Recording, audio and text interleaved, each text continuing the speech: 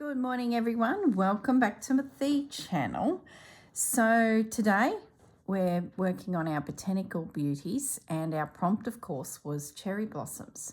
So, I am in love. Have a look at that. I ended up focusing this guy quite intensely with stitch because he's at the back of these two and I'm really stitched into there. I did the French knots in the center in that real port wine color, but I didn't put any beads in. And the beads, this one I did a circular ring of beads, which we filmed, but this one I only did a few with the stamens going up to it and a few black stamens down the bottom. So just trying to make the center of these guys all look a little bit different, which is what I did with the pansies. I want to explore different techniques and ways of stitching the same flower. So this little guy up here came up beautifully. I love that variegated thread that popped in on that bottom edge, the dark stitching at the top. Oh, really happy with it. So the branches, which is what this video is going to be pretty much about, I haven't done out here. We'll head there next.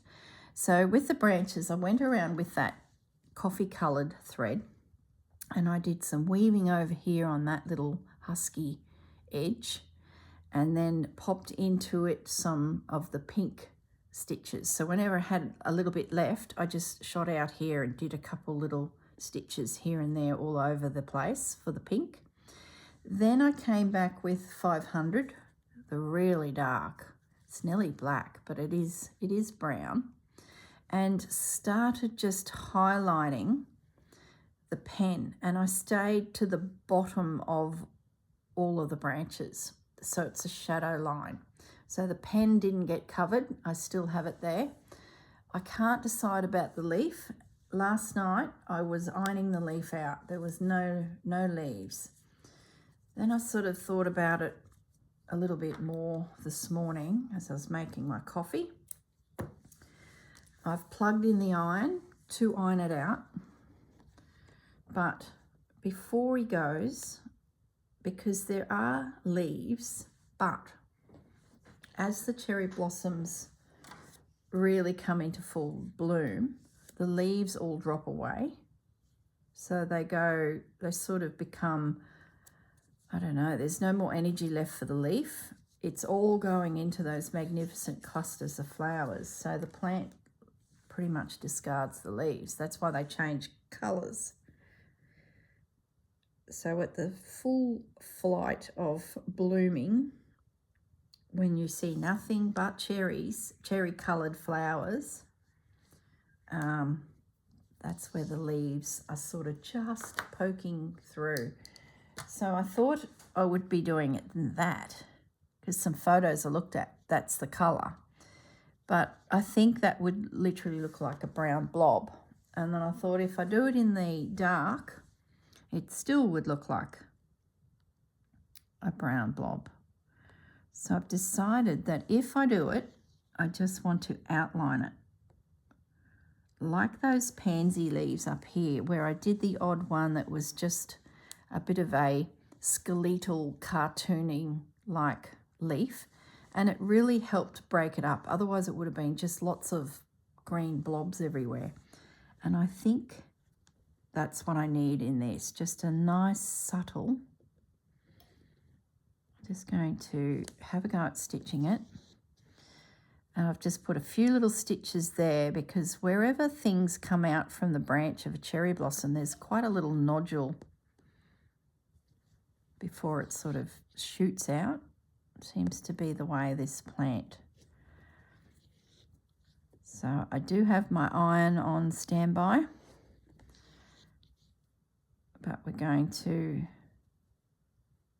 have a quick little stitch. As for my black, permanent black pen, it will not be in there like previous where we sketched it in the heat soluble pen first, and then once I was happy with the design, I went in and actually permanent black penned it And that then allowed the next process of painting and embroidery to honour the black stitch, the black pen sketch, where when I did the pansies, I didn't do it till the end, and I regretted it a little because it was very hard to make it look like it was part of the process.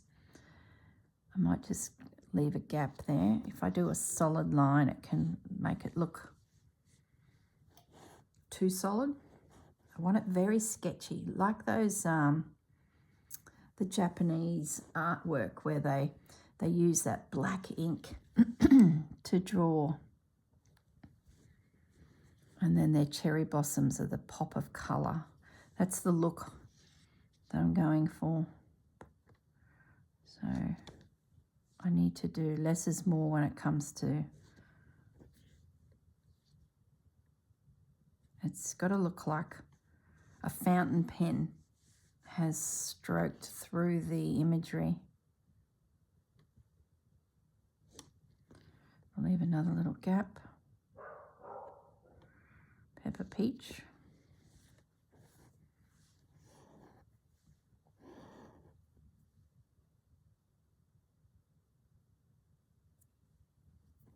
Okay, thread the needle.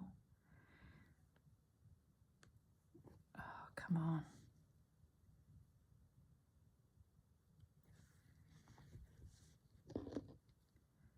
And then bring it down to the finish line. I like it, guys. I like it. It's not too obtrusive. It does tell the story that, yes, there are leaves. I might just do a couple little stitches through the center of this black, but like that. And then I'm going to come back with the pen, I think, the permanent pen, and get my lines in.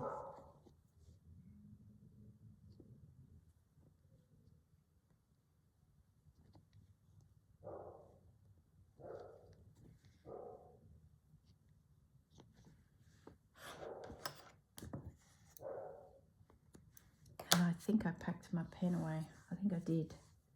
Yeah, I did. That's okay. What I'll do is I'll just carefully pop a few little black lines in there just to show that it is part of the process. Now this one here, I don't like it. Its position is not right, so I'm going to take that one away, but I'll leave that one. So we got one leaf, all right? That's the best I'm going to do. All right, let's loosen off our hoop because that area is done. And I want to reposition for the next area. And away we go again.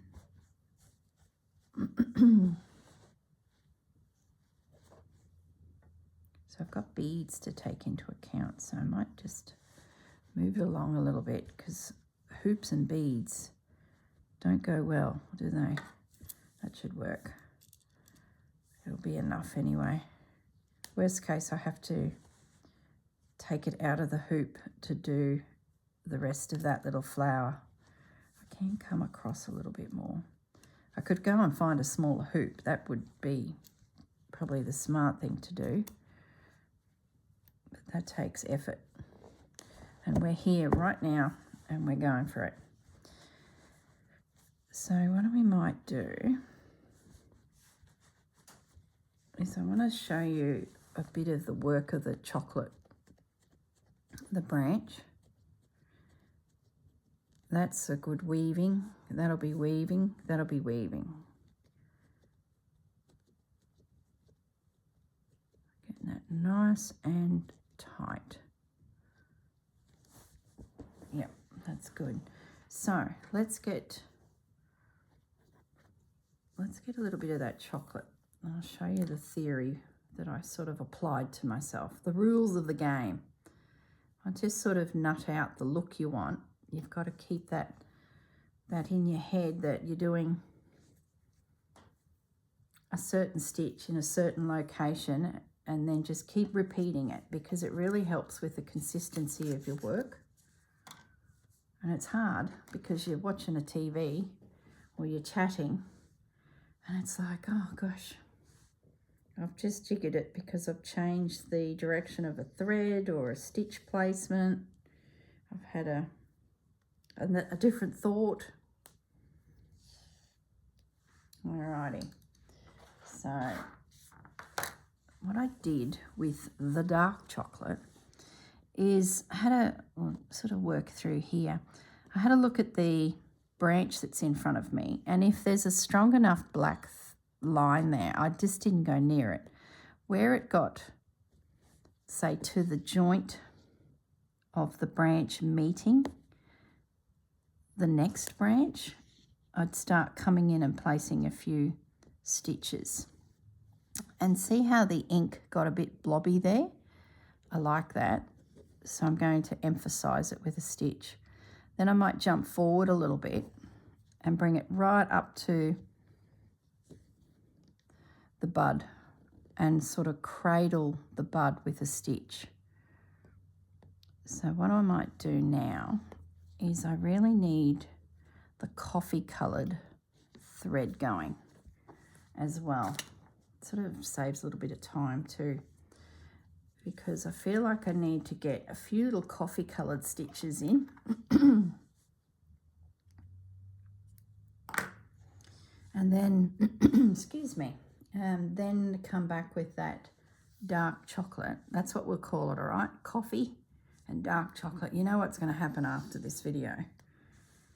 I know you're all going to be looking for a coffee and a dark chocolate, or a chocolate. So this guy is the husk. So I guess you've got to decide, do you like the paint, therefore you leave it, or you don't like the paint and you're stitching over it, or you like the paint and you want to highlight it with a few little stitches, which is the case with this particular bud. So now I've got the chocolate in. Is that clear for you guys to see? There's a bit of a shadow there this morning. Yeah, clear enough. If I zoom in, it gets all over the place and I lose my way. So I'm just going to take now my coffee stitch to this side and catch this little bud with a couple little stitches. But I might just do the one side of the bud and let the paint, there's a good bit of chocolate paint there. So now I'm going to come down to this one and pop his stitches in. Oh, no, I'm not.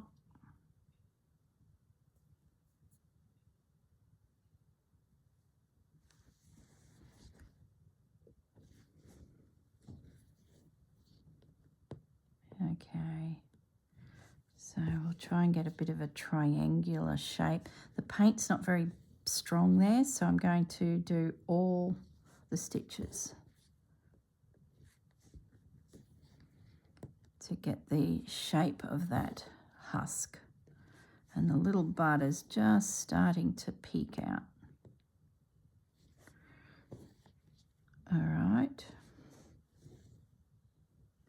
Then I'm going to pop up to this little guy here and just put a stitch, maybe 2 stitches. It's a tiny little node. And then we're up into this zone here, which will be a woven feature. But I probably won't weave the whole thing. I'll just do a little bit. So I'll just lay down the threads to start the weaving process. But I'll do that off camera because that just takes a lot of time, but at least I've got my threads there. I'll start the first weave. I'll put it at a bit of an angle. So we're coming down that husk just bring my needle up and show you the angle that I'm going to weave. I'm going to be at that angle, so it'll creep up the side. I might just weave back that one stitch, and then my thread's way up in the air out of my way. So it's an over, under, and an over.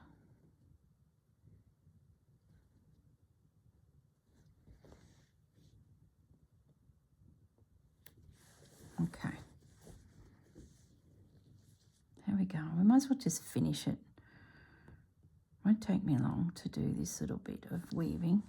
Then we can finish that whole bud together, I think, because that's what it's all about. It's the little buds that are on this cherry blossom.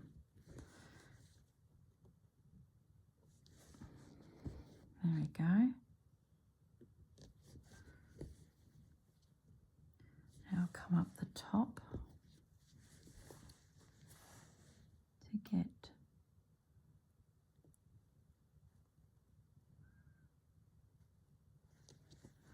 that. And don't forget, once you've woven through, anchor your stitch down before you turn around and come back the other way. Really helps hold everything into position. There we go, that's all done. So that coffee coloured thread really needs to pop down there next. So I might finish it off, and then it's out of our way.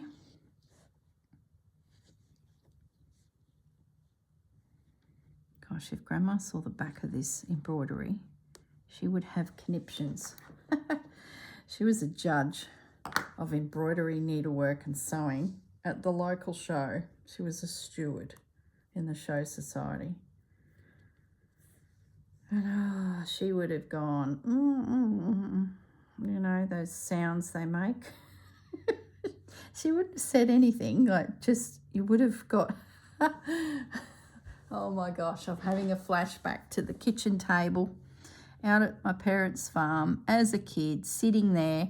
Grandma's making clothes for us all, and I'm sitting there next to her, annoying the living daylights out of her probably. No, I wouldn't have. I think she thought I was cute.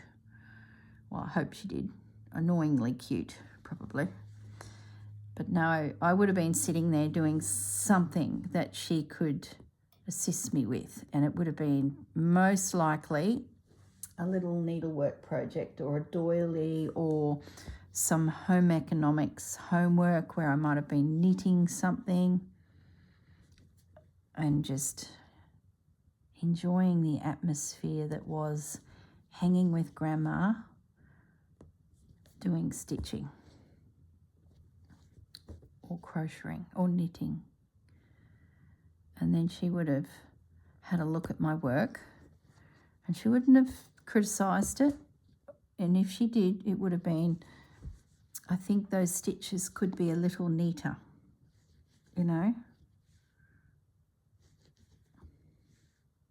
And it's funny, when I talked to my aunt and my mother at the time, when my mum was with us, they would have a completely different opinion of stitching or crafting with Grandma than I have. I've got this, I don't know, maybe it's just my imagination. I've got this real romantic memory of it. They've got a taskmaster who made them unpick everything, and, you know, I don't know, maybe it's mother-daughter relationship versus mother-granddaughter. Is that a thing? Maybe Grandma gave up at the end. So when I came along, she was like, oh my goodness. So I'm now back with the dark chocolate. I would have had a sales pitch with my work. So if I felt like I wasn't quite nailing the detail, I reckon I would have come in with a sales pitch as to why it would be okay. And she would have just thought, oh, that girl. That's what I think probably happened. So I've just started popping a few extra little stitches around these little husks that we just did. Sometimes I come up the side of the husk, sometimes I just join the little piece to the stem with just a few little stitches. Like I'm trying to keep it varied so it sort of gets thick and dark and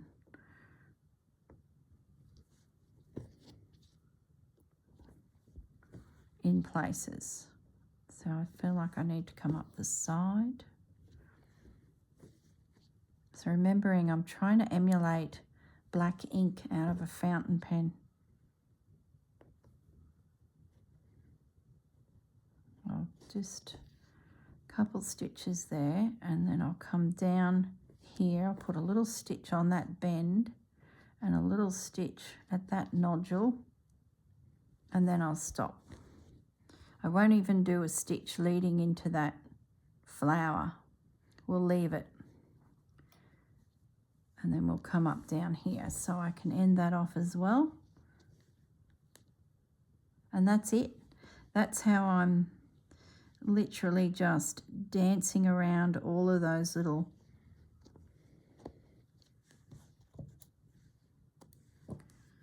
there's a little bit of chocolate thread left, which might be enough to finish that lonely little bit here. Yeah, I think I can.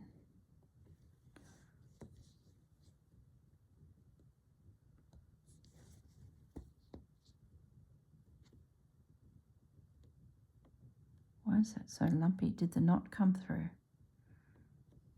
What's going on? Yeah, the knot pulled through a little. So yeah, it's funny, different memories people have of different people. I have no doubt my grandmother was a matriarch. I did see matriarchal behaviour for all of the kids. Not so much the grandkids, but definitely her children. She was pretty tough. I think they were back then a little. It was tough, wasn't it, living back then? They worked very hard to eke out a living. I'm just now on that main stem, and my rule of play is to all my stitches need to be on the bottom of the branch. Wherever I stitch, it must be on the bottom. So I want that shading. So I think that's all we'll do there. Now I'm going to pick up the pinks, I think, and show you what I did with those buds, because they're really simple. Really, really simple.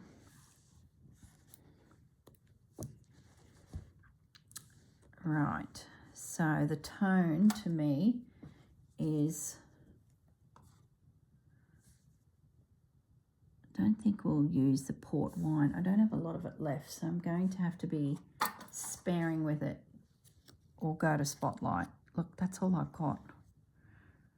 And I've got 1, 2, 3, 4. Yeah, that's just not going to do it. Off to Spotlight we go.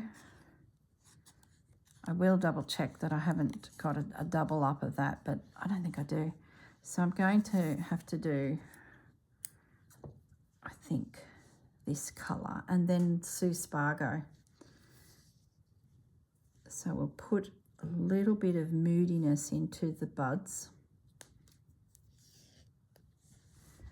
like, but I don't want to lose that paint too, because there's a third colour there you can get. So it's just a couple little stitches. And I've jiggered up the thread.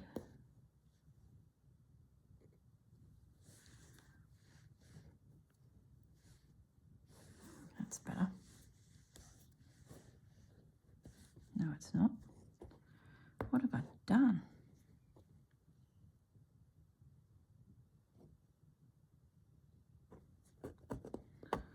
Oh my goodness, I must have split. I've gone through the thread below. That's what I've done. It's all well and good changing thread colours all the time, but it gets quite dense back there. All right, we're off and running. I'd say I've pierced the knot. So let's put in another stitch.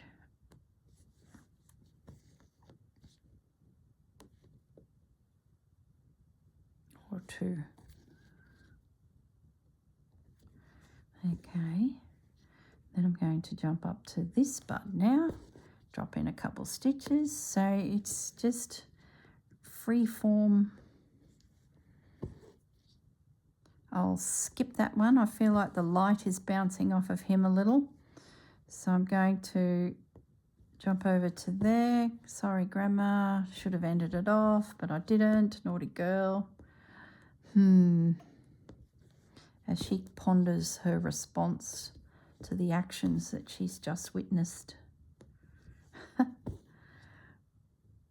sort of like the paint on that one too. I like how it feathers out to that black line. So I could be tempted to actually not put a stitch in there, you know. I'll just leave it at that. Yeah, I think I will. So we're ending this guy off now.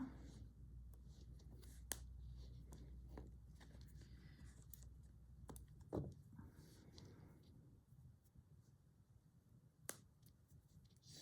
a little bit of thread left. So let's put a little bit of pink into this bud. But I like the paint and the way that it's sitting with the pen there, so I'm not going to totally stitch this guy in as well. I just want to bury a little pink stitch down into that chocolate just to make it look like the husk is split and it's starting to come out. Yep. And then I'll just bring that thread over to that flower to start doing the top curled edge to that petal, and that'll use up the rest of that pink. I really love how the white gouache paint in here gave me that soft faded look without having to embroider it, because if I had have embroidered it, it would have looked very stripy.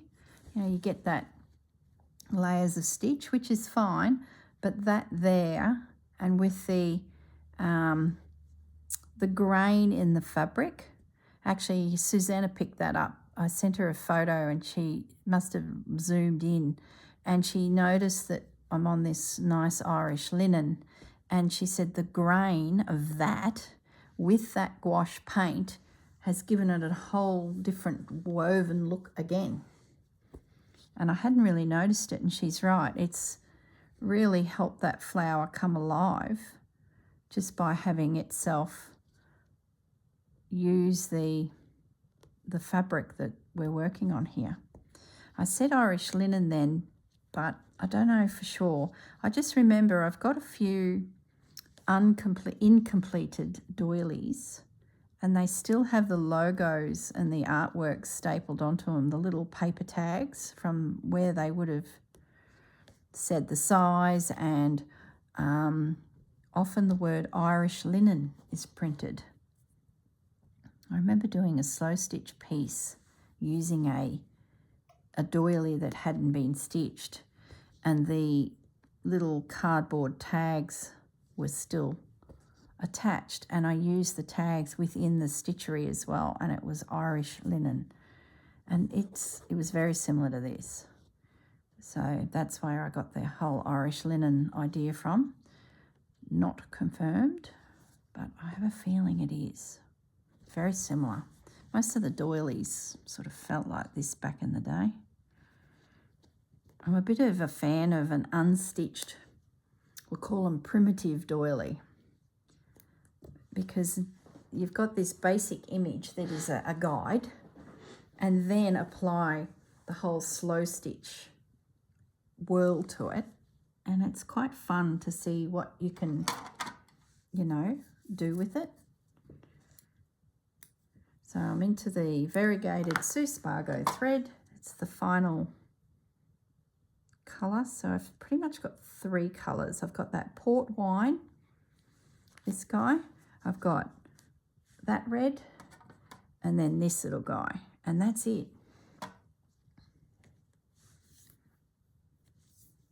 It's just a case of letting the paint come through in a few spots. Now, I think I'm going to put a little Suspargo bud at the top of this little guy, just a little pink. And then we're going to pop over here and add a couple little stitches up in here. The thread is variegated and it's dark at the moment, which is perfect. Sort of changes quite quickly, which is good because it allows you to sort of quickly adjust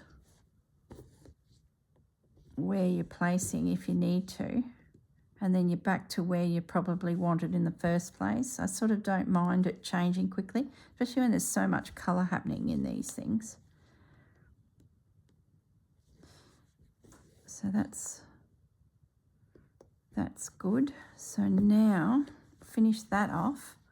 So you see how I'm sort of working all colours at the same time through a space. Now you can jump all over the place, by all means. Go through and do all of your chocolate. Go through and do all of your coffee colour. Pink 1, pink 2, pink 3.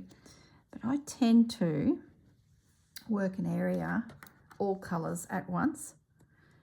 I then don't miss anything, because often you look back at your piece and going, oh, I've missed a bud completely. And it helps you tell your story as you go, I find. So I'm just going to now pop a couple little stitches. I put my knot at the pale end of my thread that time, because I want this pale pink up the top here of this bud.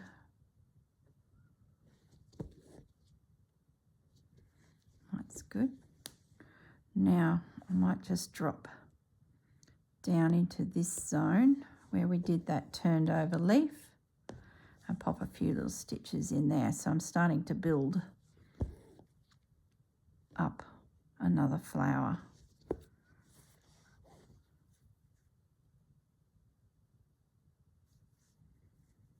So I think that's our buds done, isn't it? Up that end, yeah. I might just pause the video because I can hear a alarm going off on my phone to say a camera has been activated at one of our shops, and our shops aren't open. So I just need to check into that, guys. Back in a moment. Okay, I'm back. Sorry about that. No, it's all good. It's all good. We've got a business next door to us that hires gear out to the building industry for all your Aussie girls. It's a Kennards. They'll know what I mean. I don't think they're in other countries.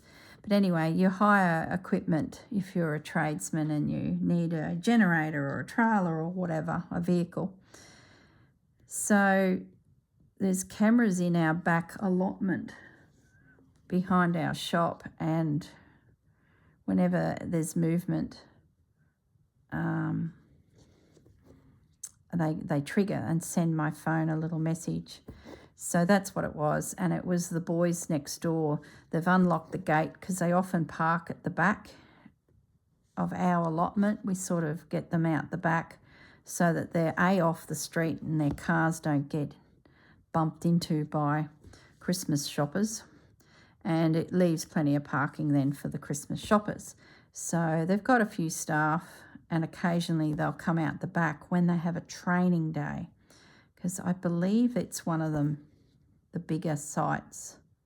So if there's someone from, you know, DeWalt or something will come there and train staff on how to service the gear that they hire out that might be the brand of DeWalt. So often there'll be 50 cars turn up as employees from all over the Kennards stores come down to have some training. So the boys open their gates and park out the back. And that's what triggered the camera. Didn't seem logical. Like the sun's up, it's about 8:30 in the morning.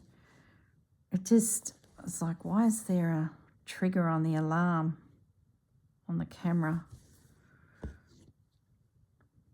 I thought it must be something. Okay. I wonder what they're learning today.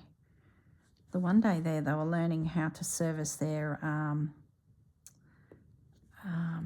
they weren't bobcats. They were like, they call them dingoes. You stand on them and you've got a bucket at the front. We hired one years ago to move some pebbles and things. And they were a lot of fun. And I think the brand of one of them is Dingo. And now we all just call them dingoes. But I think that was to do with an actual brand. My thread got really pale there and I'm down into the throat of that flower. So I'm just going to scoot back up to where the light is. Otherwise it'll look a little odd. I'm just using the last of that thread.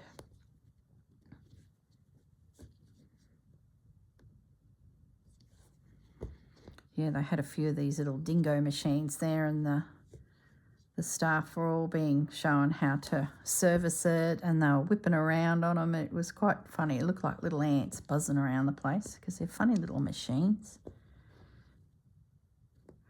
So I'm just using the last of that pink just by putting a few little stitches here and there.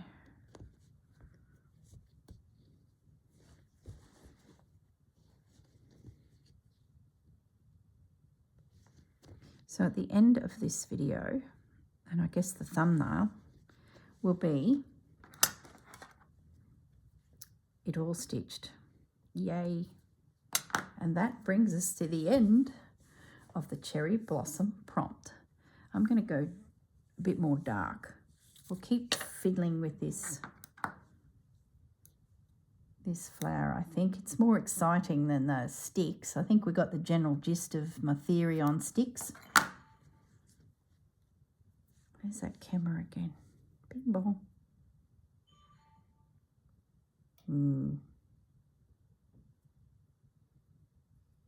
I think that's a different bing bong. That's a different camera. Oh my goodness, what's happening? Everyone's tromping around in my backyards and I'm here stitching and there's action going on. I think that's the front door at the Burrum. You know those when you ring the doorbell and your face pops up? They're all the trend. It's those robbers when they ring the doorbell and go, oh, they're not home, let's break in. Them doorbells. Well, there's one up at the Burrum house, but sometimes it just catches the men walking around to the rear of the property to do work on the back. Because yeah, I'd say that's what it is. Gosh, should I go and check? Seriously, some of us are trying to stitch around this place. What's the time of? We've done another 5 minutes. All right, guys, back in a minute. Okay, I'm back. How rude. So these people that are trying to do their jobs are interfering with me trying to stitch. It was the front door at Burrum. So the camera, it's actually the camera in our bedroom that has tripped. There's a tradesman's pulled up here in a truck. I don't think I can zoom in. Oh, yeah, there it is. There's the vehicle. And now he's walked around the front of the house to come down the side to work at the back. And that camera, we've just sat on the windowsill in our bedroom just as an extra precaution because we're sort of not there all the time. So it has triggered The doorbell, yeah, that's the doorbell one I thought it was. See, we should be stitching, but we're not. We've now gone for a trip across the countryside. There is the tradesman. He's got his bobcat off and he's going around to dig a hole. All right, that will probably bing bong again. Oh, I've lost track of how much time we've done. I reckon we've got probably about 20 minutes left. I should have had a little look. That's okay. Being interrupted. How rude. Oh, I can hear.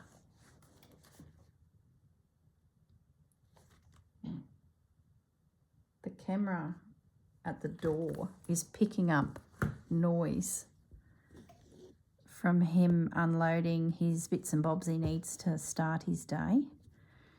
Gosh, technology. Back in the day, you would just turn up at your house that you're attempting to move in over a slow process, and you'd find the front door kicked in and all your bits gone. And you wouldn't know. But now, some clever people have invented little cameras that we can just buy off the shelf as needed from people like JB Hi-Fi. Plug them into power. See, now I'm selling his cameras. It's like subtle advertising. What do they call that? Suggestive selling. It reminds me of another story. Anyway, back to the cameras. So we can go to a JB Hi-Fi in Australia, they're called, and buy a little plug-in camera. It then somehow talks to our phone. Gaz does that. I don't do that. Via an app. And when anyone walks past that camera, it pings, triggers, and we get an alert and can dial in and see what's happening. Isn't that amazing? Oh, my goodness. Oh, where's Grandma? She would just be amazed that was... She never saw that in her life. It's all these little technology things that happen. Incredible. What was the other story? Oh, suggestive selling. Yes. I heard back in the day, we're talking the 90s, that supermarkets would hire people to wander their aisles. Well, probably not so much the supermarket, probably the company that owned the product on the shelf, because they lease space on the shelves to companies. The supermarket don't just buy the stock and whack it on the shelf. They lease a portion of the shelving. So the more higher the product is, the more that companies had to pay to have their stock sitting up there. And then often companies will then send staff out to make sure their space is merchandised, full of stock, maybe do an order, but just, manage that space that they're leasing from the big supermarket.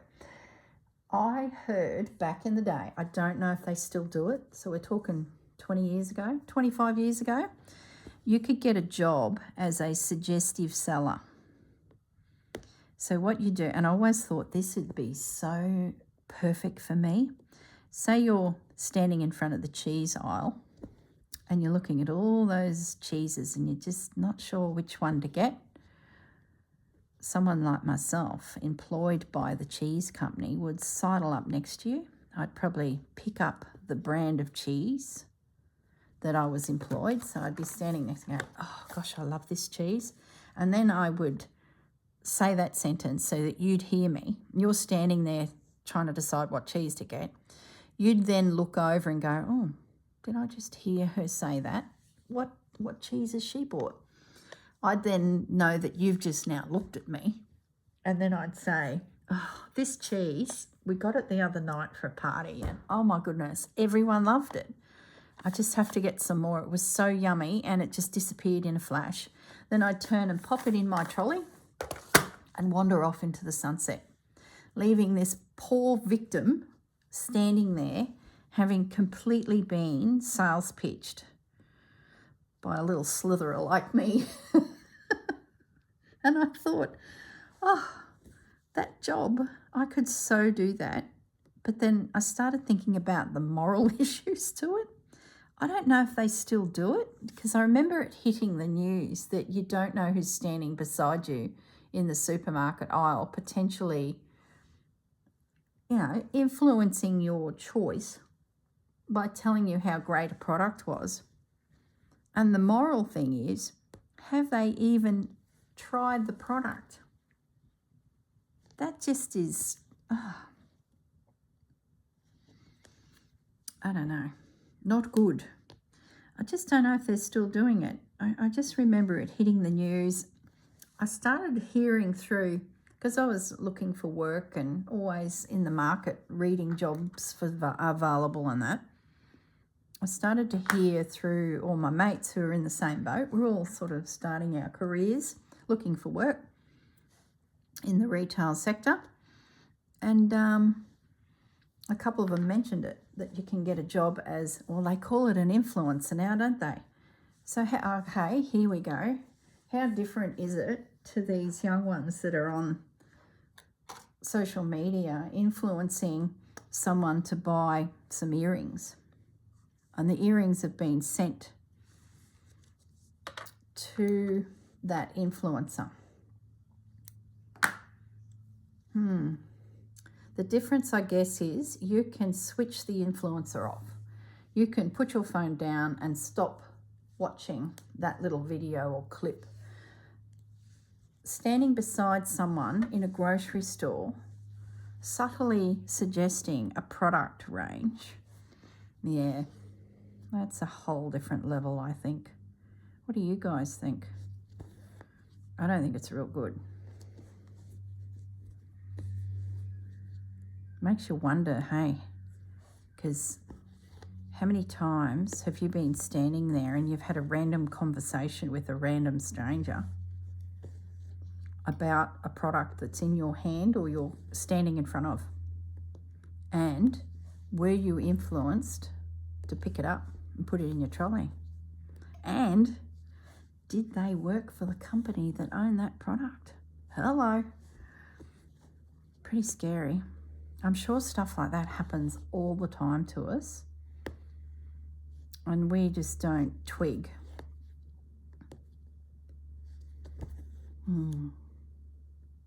Slippery slope, isn't it? Now it's been refined to the degree where the young ones have got income streams coming from product endorsements. And so I don't mind if you know, watching, say, a YouTube video and they clearly say that they're sponsored by a particular glue, or the fabric's been given to them from a company and they're now making something from it. Not a problem, because I'm going into that going, gee, you lucky bugger, look at that, all that beautiful fabric. At least I know I'm not, you know, blindly being led.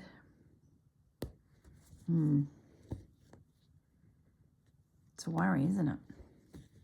Anyway, how'd I get onto that? You guys have had a lesson in security cameras and the benefits. So now you're all going to go out and get security cameras. Oh, goodness. Now you're going to be standing at the cheese. You're going to be... Oh, my goodness. You guys are going to be buying cheese at the supermarket next. And you're going to look at that aisle of cheese, and I want you to look to the right and left and see if Corrine walks up beside you and says, that cheese was so yummy. Everyone loved it. I just had to get some more. Oh, my goodness. That is funny. Anyway. How are we going for time? Does anyone know what time it is around this place? Oh, my goodness.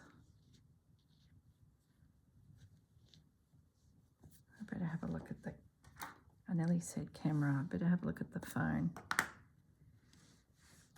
Let's have a look. So with that flower, I'm just going to keep layering up the centre now. I'll bring in some darker threads. I'm going to let the paint sing on this one. I will bring in a little bit of this dark port wine red. I might do that next, and then I might leave you guys alone because, gosh, I don't even know what time it is. I'd have to stop the video and check. I have a feeling we probably got 20 minutes. We've always got 20 minutes. Be a 1 hour and 20-minute video the way I'm going. Now I've lost my needle. There it is. Let's, so I've got another leaf here. Ooh, forgot I drew that. I think I'll stitch him in too. That guy works. That guy works, that one up there doesn't. All right, let's just do a little bit of outlining in the dark colour of our flower, and then I'm going to leave you alone because I've got to dodge off. I've got to dodge off to Woolworths and get some cheese. Oh my goodness. And I might slip by the JB Hi-Fi and pick up a new camera system.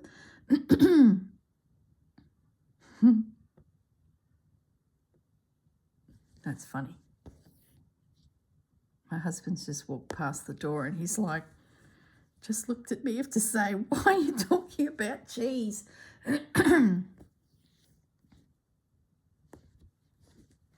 Had to be there, joke. Hey, you had to be here. You had to be to the end of this video to know what the hang the cheese and the camera comments were all about. And anyone who comments down below and refers to cheese, I know you made it to the end of this video. That's funny. So I'm just popping a few little dark stitches along the edge of that. I can't get cheese out of my mind now. So I was looking at chocolate and coffee earlier. Now we're heading into the cheese. Sponsored by a major coffee company. I wish. Just going to follow that line with a few little stitches to really show that that edge of that petal is turned over. Don't forget to do that because we've been drawing in these little curved edges. Don't forget to spend a moment stitching them all in because it's a shame not to have them. There's one there. And even if you want to create another one, they're pretty easy to do after the fact. Even if the paint isn't there or the sketch isn't there, you can easily add them in. If you have a look at your cherries and your cherry blossoms and you think they look a bit flat, go back into that piece and stitch in some little curved dark corners. So a little line of dark stitching and then even darker thread to just show that something's happening there. It really makes the pale gouache paint on my flowers pop because I'm really emphasizing the fact that there's this little corner of that petal tipping over there. All right, guys, I might chuff off. I have no idea how long this video is, so I apologize if it is short. But, yeah, I'm going to say goodbye, finish stitching the rest of this, and then we will be ready for the next prompt for the month of March, which is Susanna's flower. So, yeah, can't wait. It's going to be a fun one too. All right, guys, I'll say goodbye. Pop my needle in there so I can carry on stitching. And I better go get some cheese. All right, guys, see ya.